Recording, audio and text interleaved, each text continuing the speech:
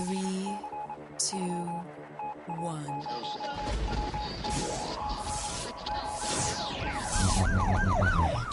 We'd like to welcome you to another edition of Grok Talk, brought to you by New Hampshire's leading conservative blog site, GraniteGrok.com. We are your feared extremist, right-wing, hard-charging, gun-toting, opinionated, outspoken, rabble-rousing, letter-writing, radio microphone stomping conservatives and rational libertarians. So get ready for more news and opinion you could only get from GraniteGrok.com. Grok Talk. All right, we are Grok Talk, brought to you by GraniteGrok.com and the Coalition of New Hampshire Taxpayers. Beautiful Concord, New Hampshire. Cold. We have a blizzard/hurricane coming, a winter hurricane, also known as a blizzard. Named. Is it named something? Did we talk about the name? Who is it? Oh, Hosmer. Hosmer. Oh, yeah, we're going to have to do the Hosmer thing. Josh should be here in the next few minutes. He did say he was coming, so you can sit until he gets here if you want. You know, and we can talk about Hurricane Hosmer. So, Is it going to be a snow job? Is it going to be a snow job? Oh, I could turn that headset off because it's not on your head yet, and it'd make all kinds of noise when you're moving it around. Anyway, it is cold. It is wintry. It will continue for at least another 6 weeks. You know, so. It's also Valentine's Day. Valentine's Day. It's Valentine's Day. Well, you know, we were talking after the show. We go get hot dogs sometimes, and that's not happening because I, for example, have to rush home so I can go to lunch with my wife because we can't go to dinner because we don't know what the weather's going to be like. Yeah, we came down yesterday from the mountain, and we had our Valentine's lunch yesterday. So did we. Yeah. Huh. Where'd you go? Olive Garden. Mike brought Mama here. Yeah, well, I got home just after midnight, and Mama did me the favor of picking me up from the airport. That's tough. And then you're here in the morning. Right. We don't do Valentine's. No, you Yeah, don't do Valentine's. winter is for lovers. We're going to get home, dig out the log pile from the snow that's already on it from last week, and get plenty of logs in the house so that we can have a So nice you can be roaring warm. log fire for That's this evening nice. That's very nice. Nice.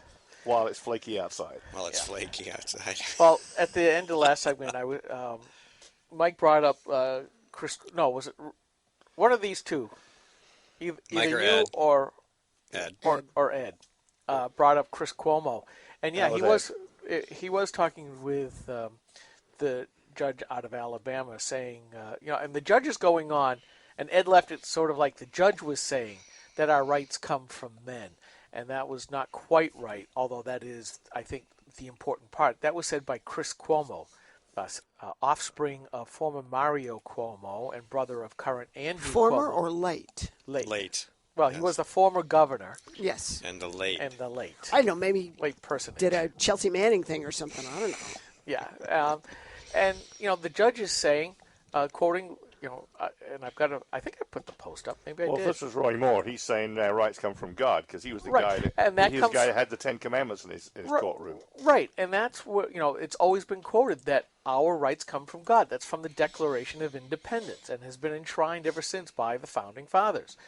And Chris Cuomo basically said, no, it's not. It comes from men and our collective agreement about what your rights are, which is an extremely scary thought, because once it devolves from God, which is an absolute value, an absolute right, which shall not be touched, but when you get into the mindset that God no longer, or nature's God no longer is important in this thing, and progressivism is nothing but relativism, that if men can decide what your rights are, then your rights aren't rights at all. They're just merely whims of the political wind at that particular time. And it's scary to think about that. And you have mob rule.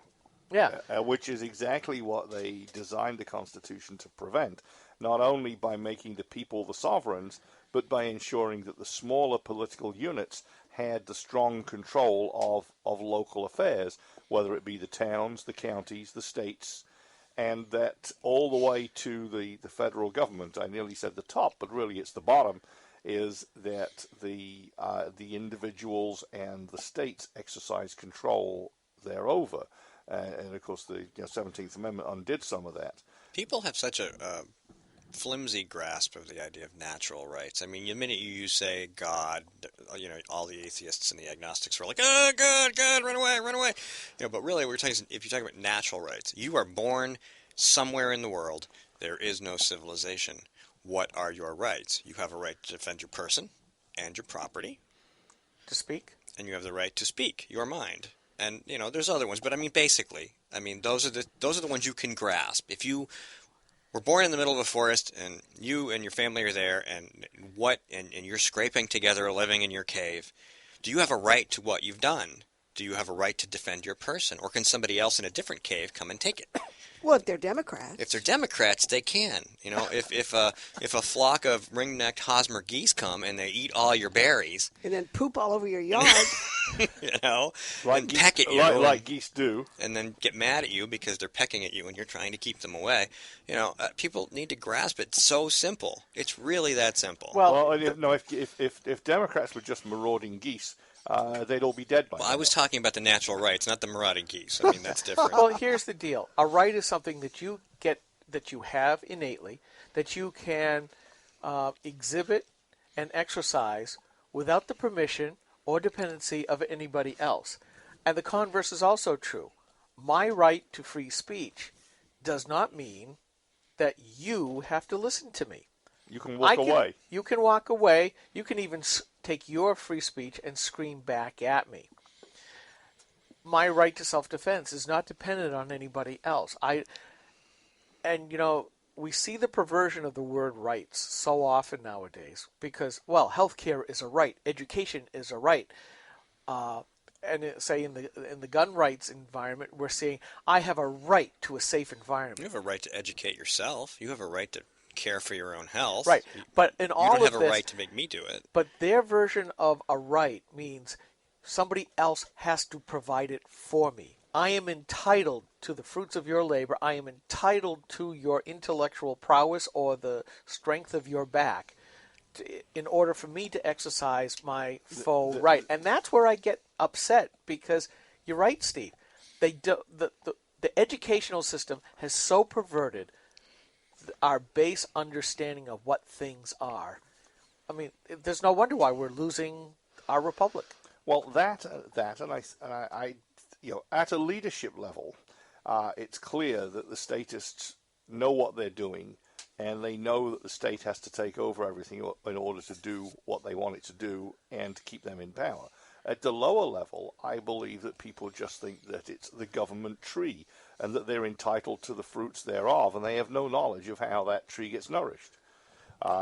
Unless we show it to them that the tree has to be nourished by the blood of revolution from time to time, they don't understand that what they pick off the branches of that tree is sucked out of our pockets by the roots.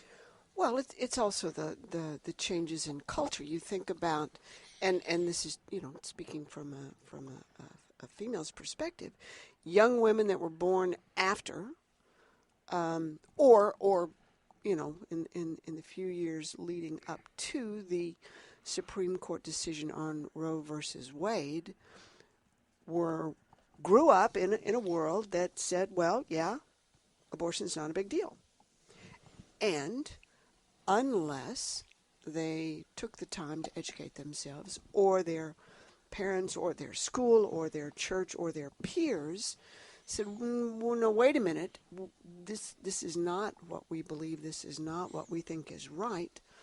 Part of it is, unless your behavior has been corrected, you don't necessarily know. How many people rely on their instincts to do the right thing? I think most people do. Okay, I hope most people do. But unless that behavior's been corrected, how do you know any different? In the abortion battle has been a lot. Things are getting a little better. Overall, you've seen some improvement in perception about the debate on that issue, but it's been a long time, and it flipped so quickly that. But it's not even abortion. It's anything else that culture deems is okie dokie now. If you don't know any better, if this is what you learn, if this is what your peers believe, if no one has said you're grounded,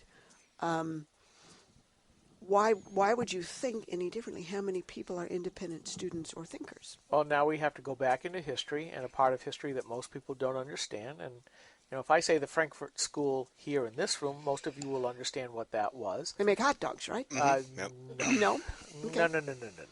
Just This, checking. coming out of Prussia and Germany, this was the school of thought that was advancing socialism, that was de rigueur They made in the wieners. 1880s.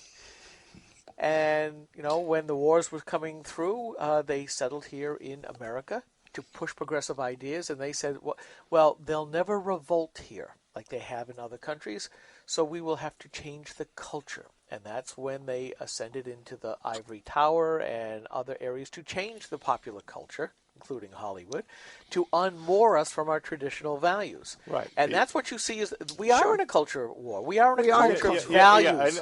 Well, as I say, they would never revolt here. They knew that the people would not rise up at the government in the traditional sense because they didn't feel oppressed and because they knew they had the rights to defend themselves from government. So they've had to change the culture so that people don't perceive that they have the right to defend themselves from government, and rather that they are subjects of government. Yeah. Yeah, fair statement. And it's very clear when you look at, the eldest's significant other is going to school, elementary ed, special ed, and she was told outright, your job is to monitor parents. We cannot allow kids to have their parents' values. Is the next step.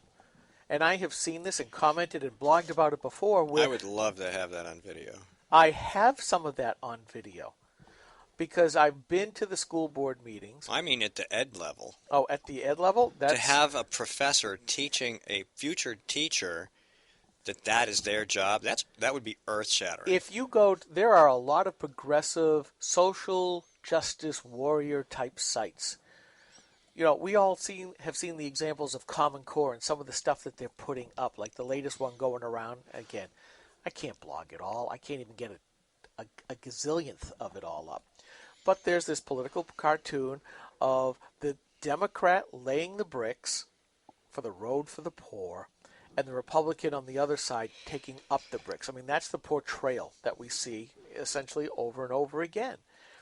The Republicans hate the poor, want to kill off the poor, and the Democrats love the poor. No, we don't want them to be poor anymore. Yeah, Right. well, that's and, a difference. And the Democrats love the poor because they want there to be more of them. But the the new imagery plantation. the imagery is important because it sends a message, and people connect to that message, and they believe what they see as correct, and it's not. And you see, because it's harder to explain to somebody that whole give a man a fish thing. I mean, people are like, yeah, aphorism, whatever it is, I don't care. But until you put it into practice and say, look, ask yourself this question. We just, like as an example, here's another couple $100 million we're going to get from the federal government to give people health insurance because they got kicked off their other health insurance because of this particular piece of legislation or whatever we did. They became dependent. They need the money, and the people who gave it to you are so deep in debt that at some point they're going to have to cut something, okay? Now, and you don't want it to be you, so you're going to vote for them. When all of that cutting starts, and we know it happens, it has to happen. There's no, Well, it's happening here where they're taking money away from senior... Hasn's already doing it. Senior it's care one homes. freaking year, not even 12 months, and we're already doing it. And so who do we blame? Yeah. Jeb Bradley, Jeannie Forrester. But you can't go to a well that's Odell. empty and think you're going to get a drink. That's the problem. Yeah. And people have been convinced that there's always going to be water there. And there isn't.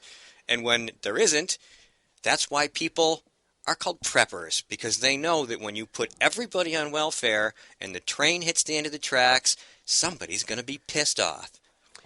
Well, I mean, people getting ready for a snowstorm, all right?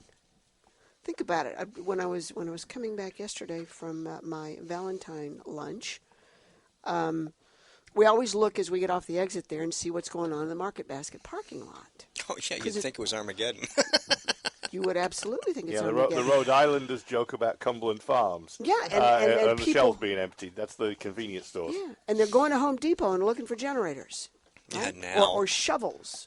Or snow brushes. Oh, and if there's not any, they're outraged. Well, you put me in that same group. I had to go buy a new shovel. The youngest broke it. But different. Well, there you I go. There's had a different thing. But 2 is 1 and 1 is none. Yeah. So I bought 2 more. There you go. Yeah, Going back to- I had one slightly cracked shovel and one good one, and the handle broke on my good one, so now I have one good shovel because I put the pieces back together. There you go. I mean, But it's sad because when you pit people one against the other, and they have to worry about whether their kids are going to get fed, or I don't know. I guess that's the most elemental thing. Whether you've got a roof over your head, or you can, put gas in your car to go to work. When you're so, and we talk about this all the time, when you're so focused on making it through the night to the next day, all of this other stuff doesn't matter. And whoever is going to give some food to your kid so you don't have to kill somebody to get it, you're going to go back to them, and you're not going to aggravate them because you need them for your child. Okay? And that's how that's how Democrat government would like you to be. Exactly. And what following is their more Pied Piper. evil? What is more evil than holding your children hostage to force you to do what they want? Romney certainly took it in the shorts about his 47% statement. But now we see the Democrats being open about it. They've admitted, we're doing this to get the votes. They've said it. I've read it. And these are not just the backbenchers. These are the high-profile folks saying we need to do this. They want to change society, just like Labour did in Britain, where they wanted a whole new population. Well, how's that working out for them now? Not so well. Not too well. Well, the other thing they wanted, of course, because they were effectively the party of the unions, they wanted communism. They wanted to nationalize every little itty piece of business. I mean, they owned the telephones, the post office, the railroads, the sugar company, the steel company, the coal mines, the car company, the coal mines. Yay, Josh is here. And sure enough, Mr. Bear. Sure enough, most of it stopped working. Yeah, it did. Margaret Thatcher was right. Okay, we're going to take a quick break and swap some seats, and we'll be right back because our guests are here. Stay tuned.